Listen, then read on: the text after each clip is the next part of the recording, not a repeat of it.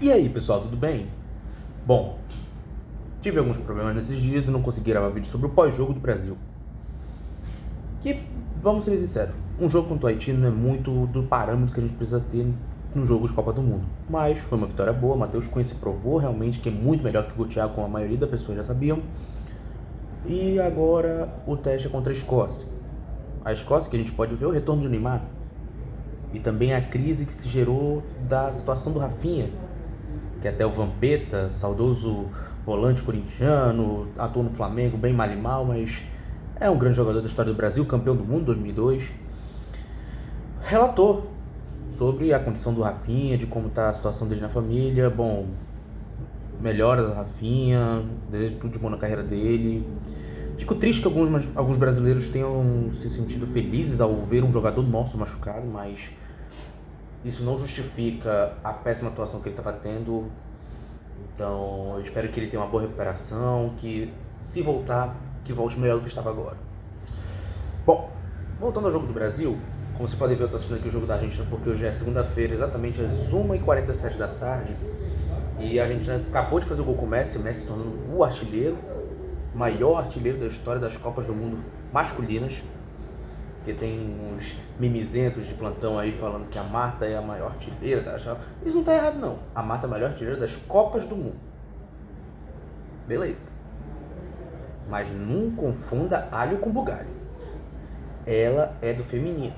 O feminino é um nível muito mais abaixo do que o nível do masculino. Isso aí não sou eu que estou falando, isso aí é um fato pelo que já se mostra de um esporte que já é secular e que recentemente se tornou algo mais popular entre as mulheres fora dos Estados Unidos, porque realmente nos Estados Unidos elas são uma potência. Mas o assunto não é isso, o assunto é Brasil, o assunto é: será que Neymar será titular durante o jogo contra a Escócia ou entrará depois do primeiro tempo, depois de uns 60 minutos, só para voltar à forma?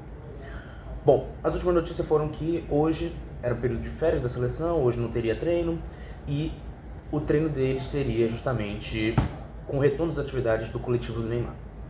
Neymar, que já falaram que é o primeiro a ser mais esperado retorno e que teriam alterações para o time titular agora para esse terceiro jogo. Esse terceiro jogo que pode definir se o Brasil irá enfrentar a Holanda, Japão ou Suécia nas próximas fases, ou se por alguma infelicidade cruel do destino nós fiquemos em terceiro lugar, mas no melhor terceiro lugar possível, enfrentando uma Alemanha, enfrentando uma outra seleção, dependendo da nossa classificação. Mas é importante salientar que o Brasil, embora tenha jogado bem, não fez o melhor futebol. O primeiro tempo foi muito bom, muito prático. O Brasil atacou, teve 2 gols impedidos, um gol errado do Rafinha, que ele chutou errado, mas enfim, deu para fazer ali alguma coisa naquele jogo. Matheus Cunha se provou um atacante muito bom. Acho que o melhor do jogo para mim não foi o Matheus Cunha, voltar a minha opinião com relação a isso, mas o Matheus Cunha foi um bom atacante que a gente pôde esperar durante a seleção brasileira. Destaque para Vinícius Júnior, que fez um gol e deu uma assistência, e um ataque do gol para o chute do Matheus Cunha, que foi o primeiro gol. Ele chuta no goleiro, o goleiro rebate, volta para a zaga, e o Matheus Cunha está lá pronto, como um camisa 9 deve ser, atacando o espaço. E o segundo gol foi um toque de bola, saída de bola de Lucas Paquetá. Isso é muito importante salientar, porque o Paquetá, para mim, foi o nome do jogo, mesmo não fazendo gol, mas de tanta assistência e muito atento defensivamente. O Lucas Paquetá se mostrou muito melhor do que no primeiro jogo, que eu falei que realmente, para mim, tirando o erro do gol, ele foi um dos melhores em campo, e de verdade, para mim, continua sendo isso. Paquetá foi um dos melhores do primeiro jogo, e para mim foi o melhor jogador do segundo jogo.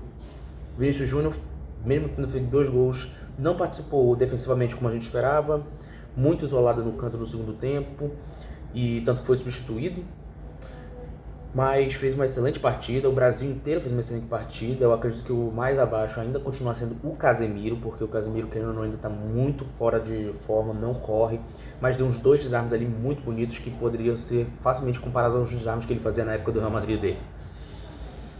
Tirando isso, Endrick finalmente entrou como titular, fez muito bem, fez um bom jogo, deu ótimas arrancadas, fez um gol só que estava impedido, e por 5 milímetros não ficou impedido. Isso é muito bom porque mostrou que ele tem vaga aí nessa seleção. Eu falo por mim, na ausência do Rafinha, a minha preferência é colocar o Endrick na ponta direita. O Endrick pra mim não fecha legal como 9, ainda mais no jogo contra a Escócia, que a Escócia são zagueiros muito físicos, muito marcadores, são zagueiros muito potentes, então é muito difícil o Endrick conseguir fazer alguma coisa dentro daquela defesa sólida. E pra mim a melhor posição que ele pode jogar é de ponta direita. Por quê?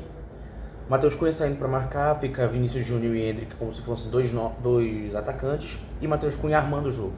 Então seria interessante com Paquetá, Bruno Guimarães e Casemiro fazendo um losango no meio campo.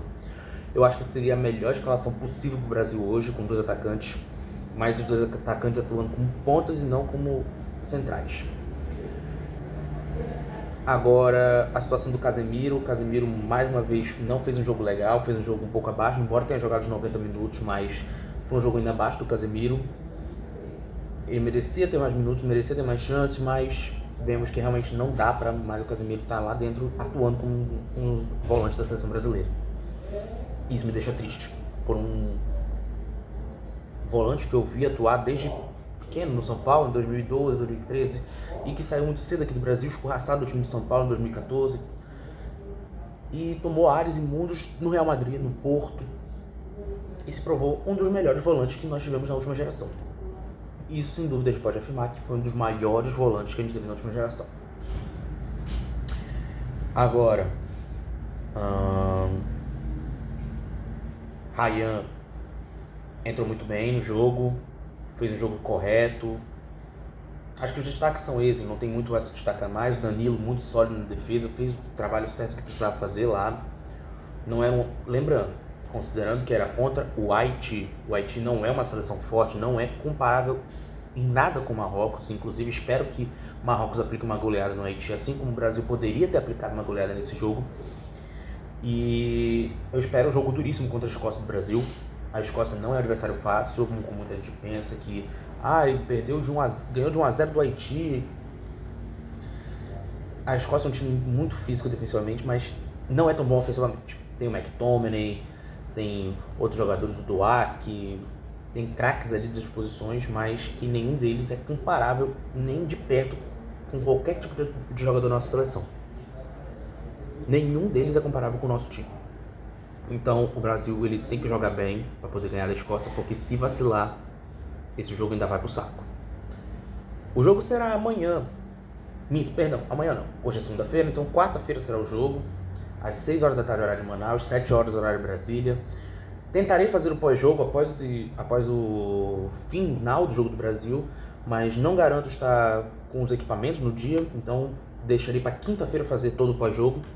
E mais tarde falaremos sobre esse jogo aqui, onde o cara já marcou o seu primeiro gol do jogo, Messi já marcou mais um, artilheiro da Copa com 4 gols isolado, e se tornou hoje o maior artilheiro das Copas do mundo. Parabéns a Lionel Messi, um extraterrestre, um deus entre os mortais aqui na Terra do futebol, um cara que é gigante, não tem outra adjetivo, ele é extraordinário, estratosférico, não tem como a gente definir o Messi. Acho que depois do Pelé, ele é a maior revelação que o futebol já pôde nos proporcionar. Porque ninguém supera o rei. Então é isso, gente. Um abraço, fique com Deus. E o Mano do Fute se despede de vocês e amanhã teremos mais um vídeo. Voltamos à programação original. Um abraço.